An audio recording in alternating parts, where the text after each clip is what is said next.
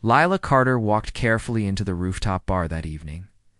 The wind was cool on her face, and the city lights glowed below like a field of tiny golden stars. Her champagne-colored gown caught the light as she stepped inside. It was soft and elegant, and she had saved for months to buy it. The gown made her feel beautiful and confident, though her heart still carried a small fear.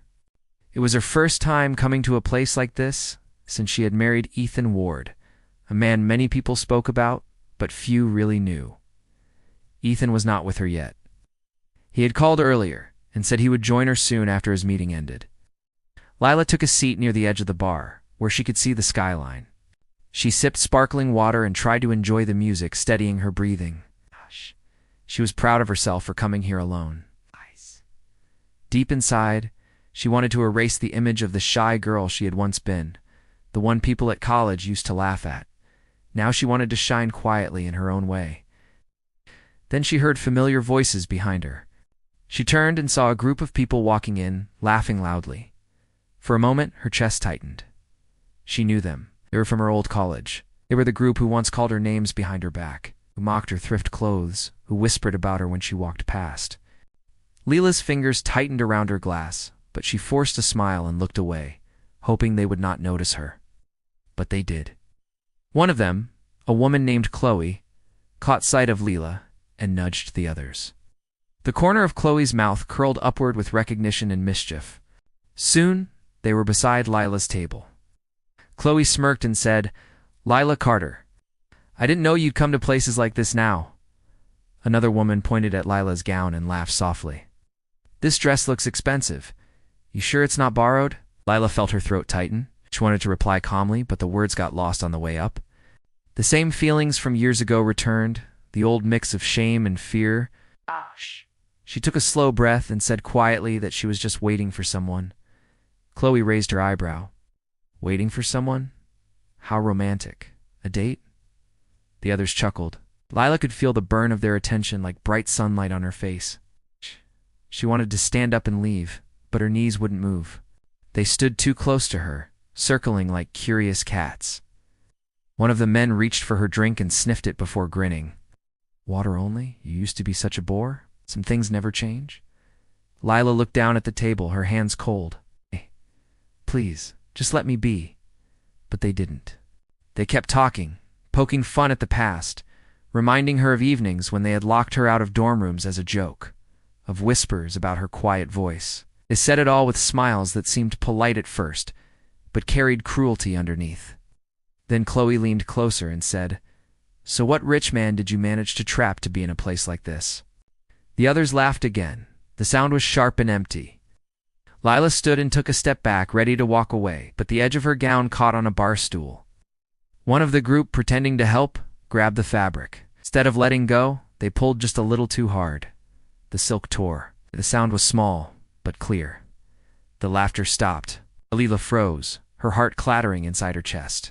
She looked down and saw a long tear at the side of her gown. The pale fabric hung loose and broken. For a few seconds, no one said anything. Then one of the women giggled nervously. "She was an accident," she said. But even she sounded unsure. Lila's hands trembled as she held the torn part close to her body. All the air seemed to leave the room. The music kept playing, but everything else felt quiet and far away. People nearby began to look over, their eyes filled with curiosity, pity, or judgment. The air thickened with whispers. Lila felt smaller with every passing second. She had thought she was done with humiliation, that the lonely girl from years ago was gone. Now, standing in her torn gown, she felt that same pain crawling back under her skin. A waiter came near to ask if everything was all right, but she could not answer. Wanted to disappear, to fade from every pair of eyes in that bar. She held her breath and tried not to cry. Then a sound broke through the noise behind her. The door opened. The room fell silent for a moment, and everyone turned toward it. But for now, Lila only stood there, wrapped in humiliation and the thin fabric of her broken gown, unaware that the night was about to change completely. Ethan Ward entered the rooftop bar with steady steps. He had left an important meeting early when Lila's message reached him. She had only texted that she was waiting, but he knew from the tone of her words that something was wrong. The moment he walked in, the noise around him lowered, as if the room itself had paused to breathe. People turned their heads. Many recognized him, though few had seen him in person. Ethan's presence carried calm, but also quiet power. His eyes searched the room and found Leela near the railing. She was standing still, her face pale, one hand clutching the torn side of her gown. Around her stood the same small group of laughing people, but their laughter had vanished. Ethan's heart tightened when he saw her. She looked fragile and alone. A protective fire rose quietly inside him. He walked toward her without rushing. His footsteps made a gentle sound against the wooden floor. Each person he passed took a step aside, unsure why they suddenly felt nervous. When he reached Lila, she turned toward him. For a second, she looked like she might cry, but instead, she bit her lip and tried to smile. Ethan stopped in front of her and took off his dark jacket. Without a word, he placed it around her shoulders, covering the torn fabric. The jacket was large and warm, its weight comforting. Alice. Shaking slowed. Her eyes met his, and in that single look, she felt her fear lift a little. He turned his attention to the group who stood frozen a few feet away. His voice came out calm, but sharp at the edges. Who did this? It was not a question that asked for debate. It was a call for truth. Nobody answered. The man who had pulled her gown shifted uneasily. The others looked at one another, hoping someone else would speak first. The silence stretched. Ethan did not raise his voice. He only stood still, his expression firm and quiet. The weight of that silence was louder than shouting could be. Finally, one of the women whispered, "It was an accident. We didn't mean it."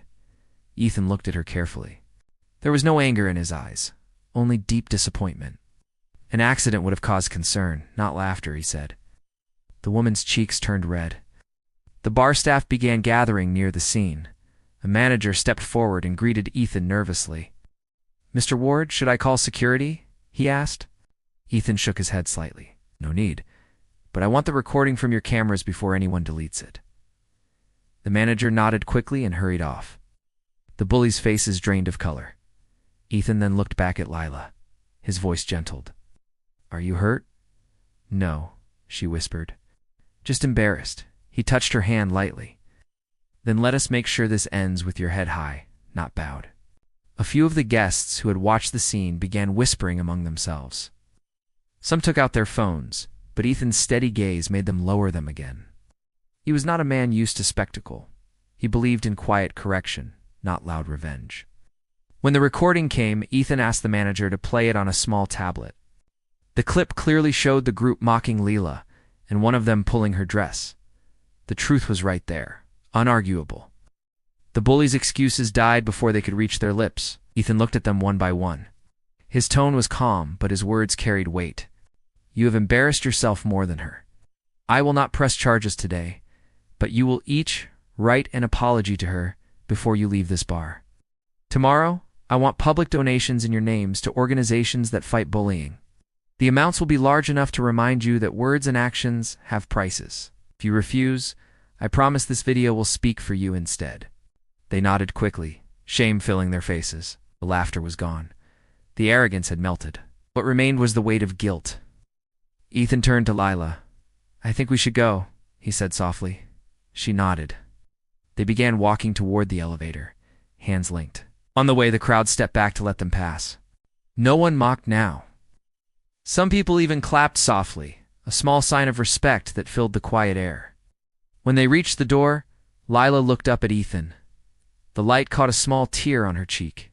He brushed it away gently with his thumb. "You did nothing wrong," he said. "Never let them make you feel smaller than you are." Outside, the night air felt cool and soothing. Lila breathed deeply, feeling like she could fill her lungs again. The city stretched wide before them. Ethan led her to the car, opened the door, and helped her inside. As they drove away, she looked out the window at the lights dancing on the buildings. Her heart was still raw, but a new kind of strength began to rise within her. The world had tried to shame her again, but this time she was not alone. The image of Ethan standing between her and the crowd stayed bright in her mind. It wasn't his wealth or power that protected her. It was his kindness wrapped in unshakable calm. That night would stay with them both.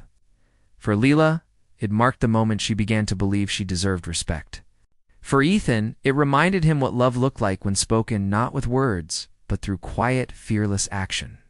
The next day began quietly, though the air already hummed with what had happened the night before. The rooftop bar incident had spread across social media faster than either Leela or Ethan expected. Someone had recorded part of what happened after the music stopped, and even though Ethan never sought attention, the scene of him giving his jacket to Lila and calmly confronting her bullies had gone viral. People were already talking. Lila sat at the large breakfast table, her hands wrapped around a cup of tea that was growing cold. She felt heavy and unsure. Ethan was standing by the window, reading messages from his assistant on his phone. He looked calm, but Lila knew his mind was working. "I should have stopped it before it went that far," she said, staring at the tea. Ethan turned toward her. "You did nothing wrong." They did. "The world sees that now." Lila shook her head. "I didn't want the world to see anything. I just wanted peace." He came closer and knelt beside her chair. His eyes were steady and kind. "You will have peace, but true peace comes when you face what hurt you, not when you hide from it." There was a quiet knock at the door. Ethan's guard entered, holding a small tablet. "Sir, the bar manager sent the security footage you asked for," he said. Ethan thanked him and dismissed him gently. Leela looked uneasy. "Why do we need to watch it again?" she asked softly. "Because truth is protection," Ethan replied. He played the video. It showed everything clearly. The group's words, the laughter, the tearing of her gown. Lila winced, but watched it all. When the video ended, Ethan set the device down. "Do you want this to disappear, or be used for good?" he asked. Lila thought for a long moment. She could choose silence and let the incident fade, or she could use it to speak out. Memories of other times came back to her, moments when she stayed quiet as others humiliated her. She'd always hoped they would regret it one day, but regret never came. Now she had a choice to make that could help others. "I want it to mean something," she said finally. Her voice was small but clear. "But I don't want it to be about revenge." Ethan smiled faintly. "Then it will not be. It will be about respect." He made some calls through the morning. His influence reached far, but he used it softly, like a hand guiding instead of pushing. By noon, the incident was being discussed in online forums with a different focus. People were not mocking anyone. They were talking about standing up to cruelty.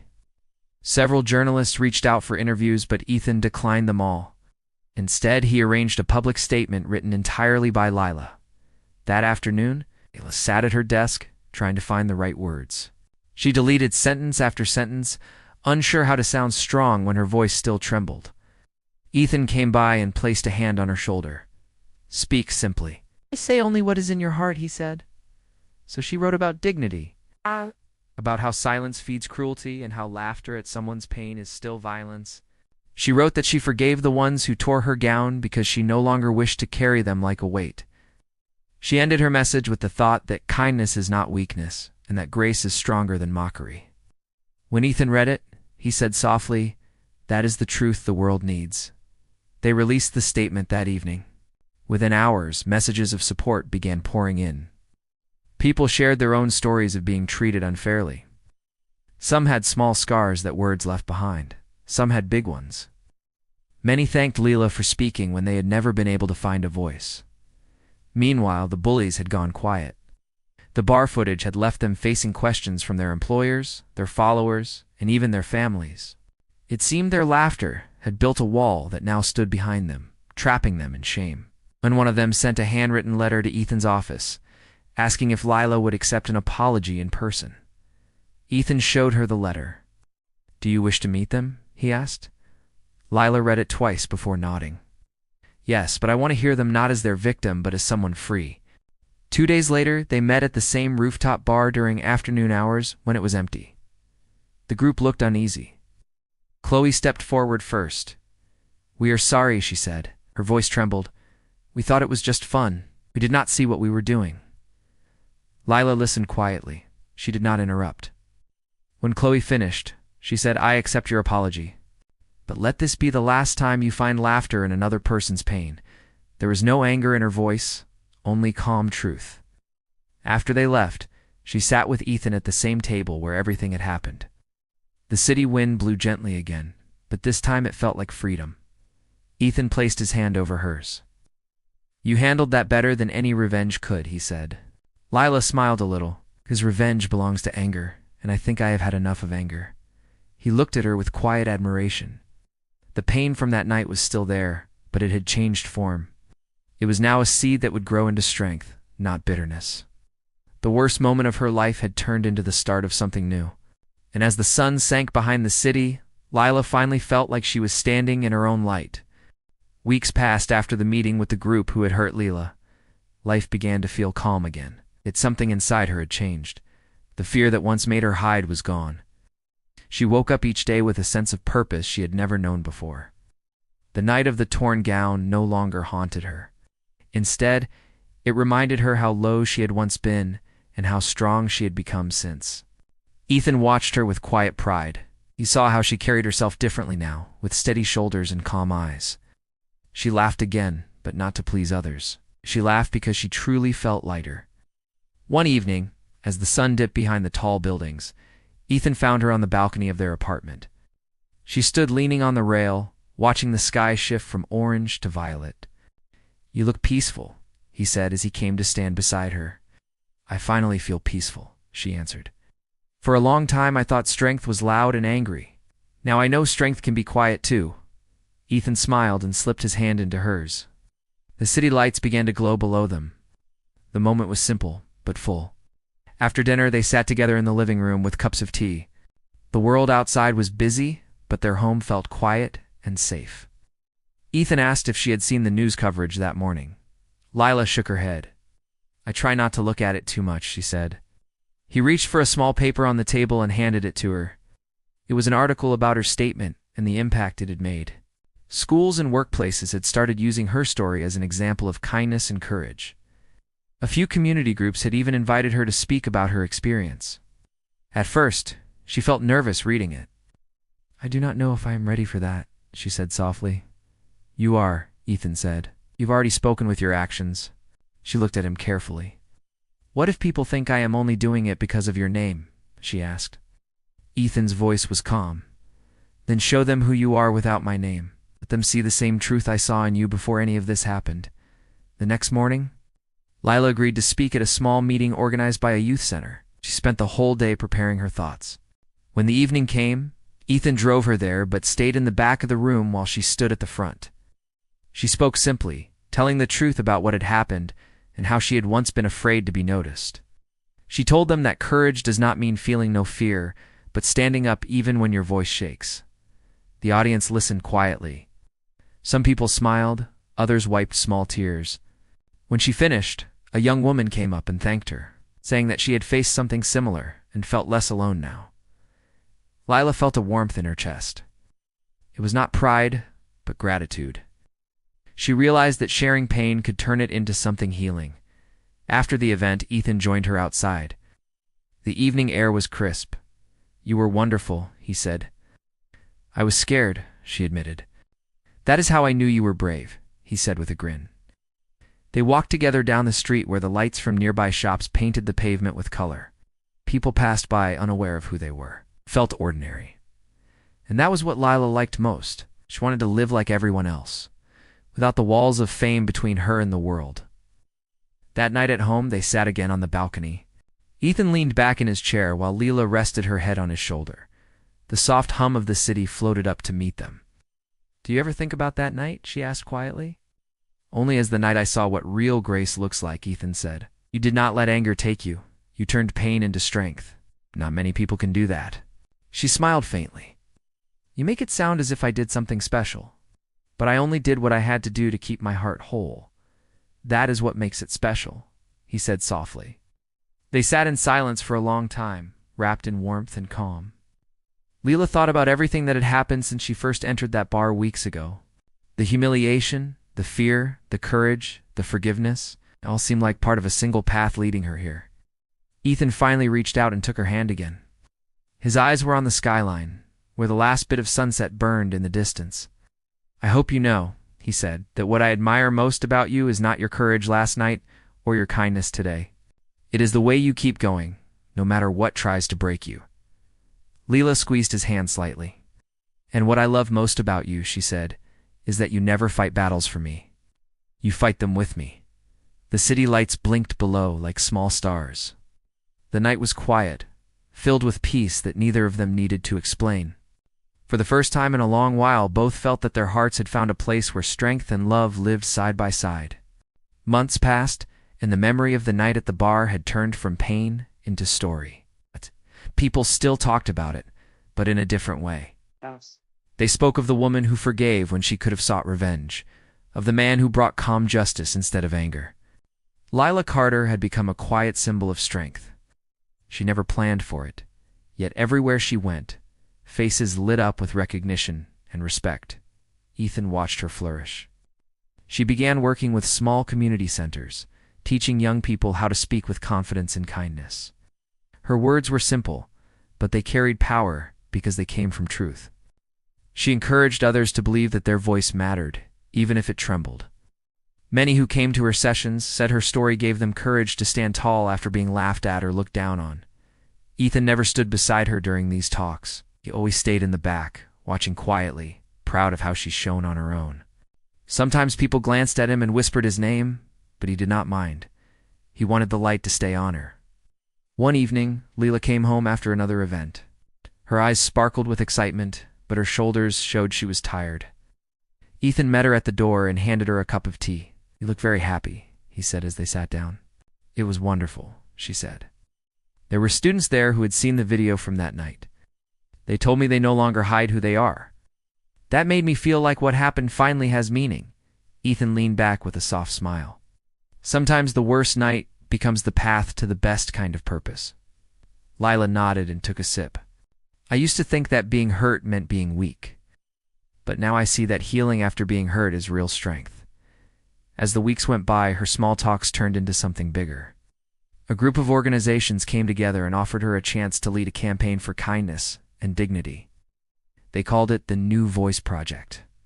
She thought about it for a while before agreeing. "If this can help even one person stand up for themselves, I will do it," she told Ethan. The first event of the project took place in a large hall. Hundreds of people gathered. There were lights, music, and banners that showed messages about respect and empathy. When Lila stepped onto the stage, the crowd clapped loudly. She stood calmly, waiting for the room to quiet. Then she began to speak. There was no grand speech written in advance, only the truth spoken from the heart. She talked about how pain can teach people to grow, how silence allows cruelty to breathe, and how forgiveness sets the hurt person free. Her voice was clear and filled with emotion. Every eye stayed on her, drawn not to fame but to the honesty in her tone. At the edge of the stage, Ethan stood unseen by most. Watching her, he felt pride fill his chest. He remembered the frightened woman clutching her torn gown, and saw now the same woman holding a microphone, guiding an entire room toward compassion. After the event ended, people lined up to thank her. She listened to each of them patiently, offering words of comfort and hope.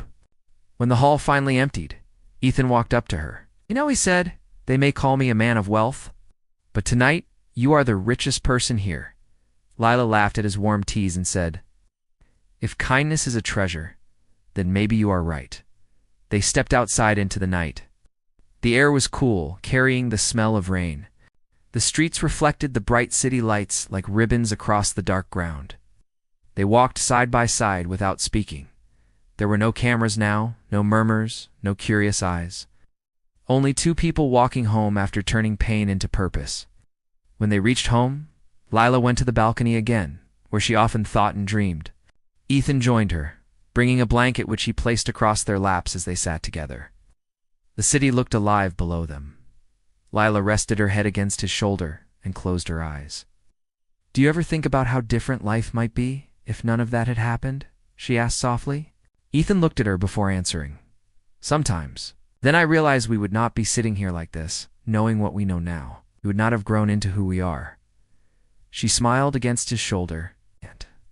"Then I am grateful for every broken thread that led us here." He kissed the top of her head and held her hand. The world below continued buzzing, unaware of the quiet peace shared above it.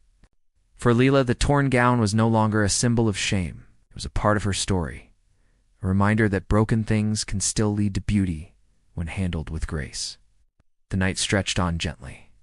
Somewhere out there, people were still watching her videos and reading her words. Somewhere another person found courage to speak up because of her story. Lila did not need to know all their names. It was enough to know she had turned darkness into light, and had done it not through revenge, but through compassion. Ethan turned to her. "You have built something beautiful from pain," he said. She looked up with soft eyes. "We built it together." The city lights flickered below, carrying their quiet promise forward into the night. As love and strength held the world gently between them,